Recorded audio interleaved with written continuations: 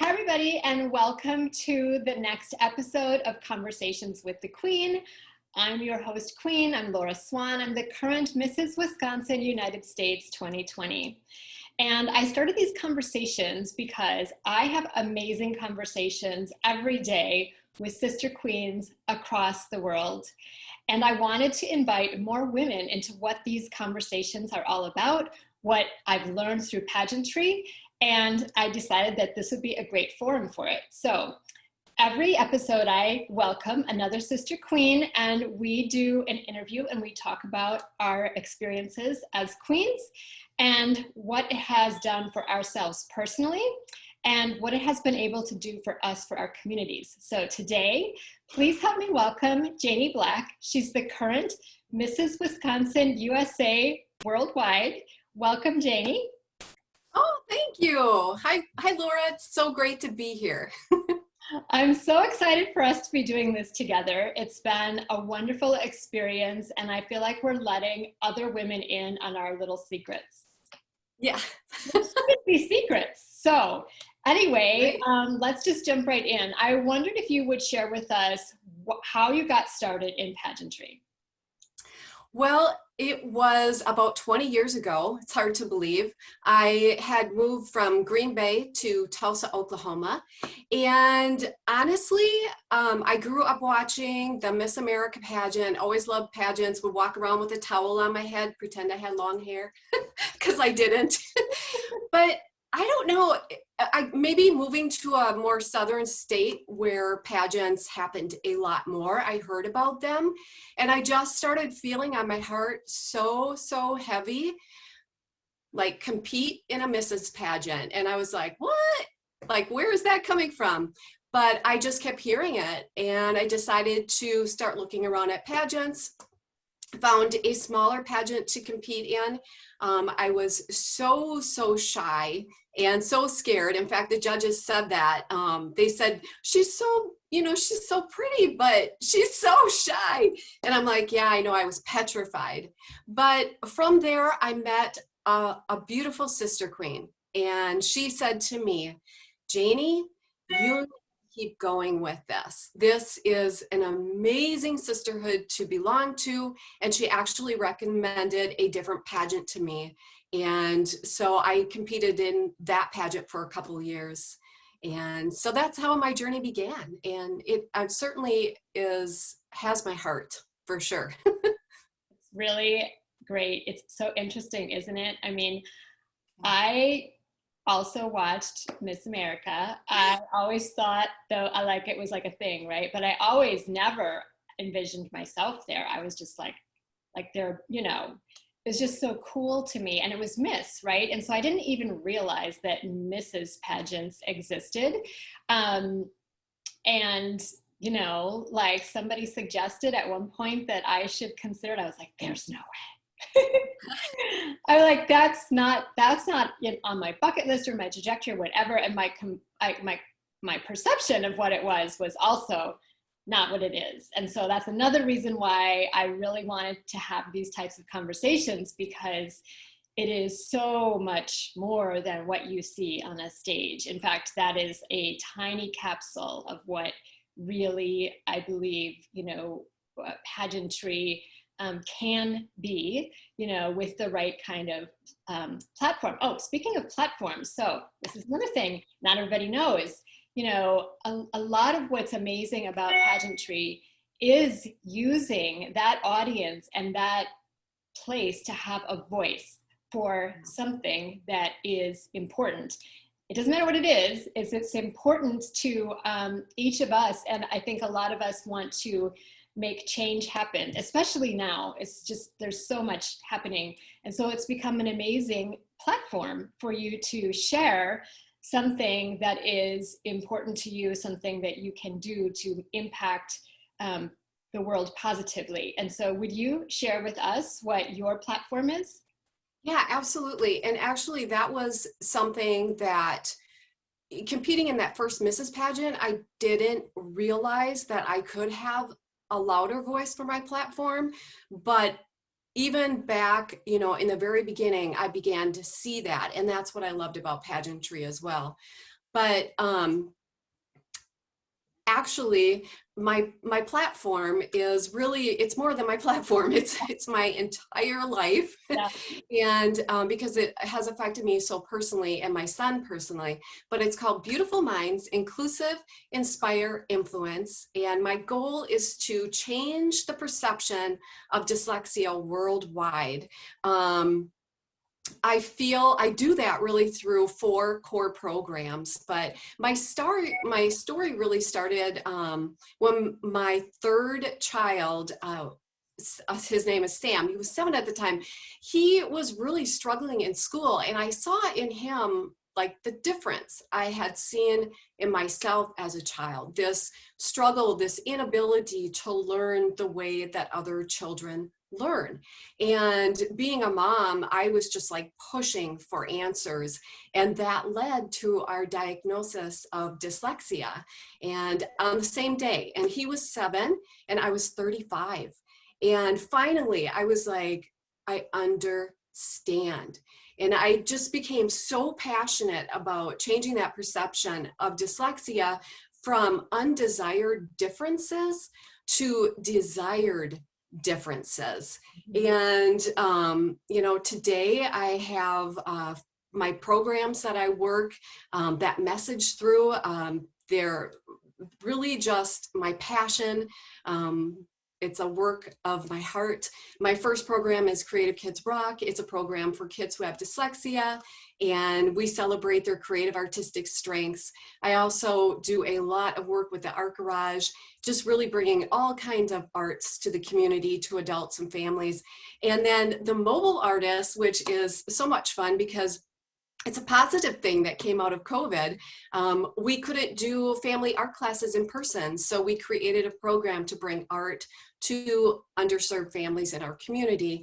And then my fourth is my international podcast, Dyslexia Duels, where I am co-host. And we have guests on and we talk about their inspirational journeys and of children and adults with dyslexia. And, Laura, I feel so honored to be able to do all of this work as Mrs. Wisconsin USA. It makes it even more special. So. Yeah, that's great. See, this is what I think a lot of people don't realize when they see the stage, they see the crown, they see appearances that we do, right? That's one of our things as part of Queens, that we get to go out in our communities and show up and serve. It's been one of my personal most favorite things about the pageant system. I had always been looking for, an avenue for that, and not that you need a sash and a crown to serve your community at all. But I think it kind of opens so many doors. And I was pushing through those doors. I was like, especially this year, I don't know about you, but like everybody for me this year was like, wow, what a year to have to be a queen. And I said, exactly, what a year to be Mrs. Wisconsin, United States for my system, because everybody needed support and everybody needed hope. And just to show up, people were like, thank you. I mean, we had to do with a mask on, right? And we had to do a lot of things outside. I know I did like so many outdoor activities, and then virtually too, we just have to get creative, right? Just like Creative Kids Rock, right? Creativity breeds a lot of just opportunities that we didn't have to think about before. What's your most memorable experience during your pageantry, would you say? Well, hands down, will be and always forever will be. I had been working to support positive legislation for kids with dyslexia in Wisconsin. And for 4 years, meeting with representatives, senators, testified at the hearing.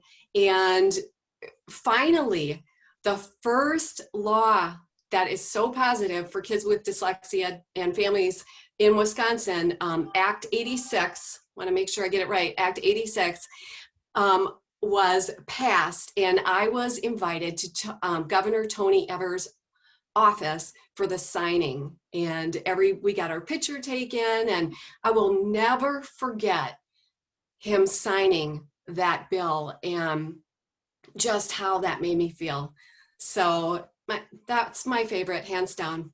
Well, It'll be hard to top. I can see why, and congratulations, but that is a true example of, making change happen by having something that you're passionate about and advocating for change and advocating for places that might not get as loud of a voice as, some of the other ones. And there are so many, like every single cause that is out there is so worthy of support, especially now. And there's just so much need, I feel like, across the United States right now and even across the world. And so I find pageantry a way to positively impact women for sure, and girls as examples of something positive, right? In this situation. I mean, I try to bring my daughter, who's 10, almost 11,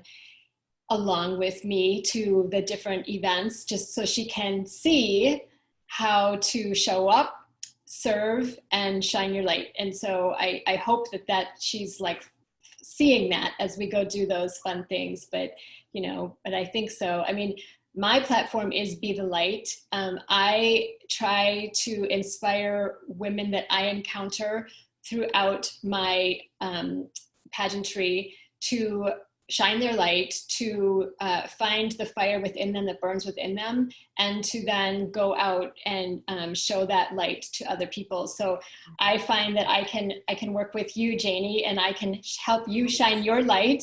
I can work with other sister queens across not only the state, but across the country, as I've brought them together into my own opportunities to serve the community. I think we can all do more together. And so I've always been an advocate of being inclusive and of inviting people. It doesn't matter what your sash says, it matters that we show up together and we make a difference. And so if I can do that and inspire to unite women across our country and across the world, to make a positive impact, whatever that is, whether it's for dyslexia, whether it's for autism, whether it's for, which is also near and dear to my heart, whether it's for advocating to rescue these women who have gone through, horrible situations. I feel it's my purpose to shine the light on those opportunities and to advocate for them. So it's just so amazing that this all came out of somebody saying, why don't you join a pageant, right? It is crazy, but I know that everything happens for a reason. I know that I'm on this path for a reason, for a purpose. I know you're on this path for a reason, for a purpose. So what would you tell somebody, if somebody that you saw that you really thought could benefit from a pageant, what would you say to them? I would say, I have this wonderful opportunity for you to become a part of a sisterhood of very inspiring, strong women who are all individually and collectively making a huge difference in our world. Because for me, it's like what you're saying, that's first and foremost. And the sisterhood is so powerful. But I would also say too, that how you will grow as an individual is you're going to have opportunities to grow like you have never grown before. It will help you personally, but it will also help you professionally. And I honestly am a person who can say that I have held positions because of what I've done as a title holder, and what the whole pageant industry has done to change me. So yeah, I think it's powerful. It's so powerful. I can share a little story for our viewers, because you were one of my judges at one of my first Mrs. Pageant. Yeah. And I look back on that, and and thankfully, like, I had a positive experience, and I wanted to learn how I could work on opportunities. And I sometimes like look back and I'm like, I personally have grown so much that I would not change for anything. And I wouldn't have grown personally into not somebody different, but the whole of me that I am today if it hadn't been for this pageant journey. And so I'm forever grateful for that. And I want other women to experience that growth too. And so that's what I would tell somebody. I also would tell them, and I tell them all the time, and I tell the girls that are competing in a couple of weeks, it is not, yes, it is not always about the crown. I mean, it is, but if you are not thinking about the totality of the journey that you're on and the women that you are experiencing and interacting with along the entire journey of a year, or if it's longer than that, you are not embracing the whole thing. And I know that I'm not the only one to say that. Other women that have been queens have said it changed for me when I immersed myself into the journey and the growth. And so I try to encourage women. I love what you said about the growth. You know, there is no, I mean, you and me are very driven and very goal oriented and have like run races and had goals, checked things off our boxes, but nothing has grown me as personally as doing this pageant journey and becoming who was really me inside. So that, for that reason, I want women to know what Conversations with the Queen is. I want them to know what we talk about when you get in the room with strong, uplifting, amazing, powerful women, and we cheer each other on, right? Yes. We all want to be the one at the end of the day that has the crown, but when your sister, it happens to be her, we are still cheering and celebrating, and nobody loses, because what you get for yourself in this whole journey is, I think, priceless. It's totally priceless. So Absolutely. Yeah, is there anything else that you want to share that I haven't asked you yet? Let's see. I can't think of anything.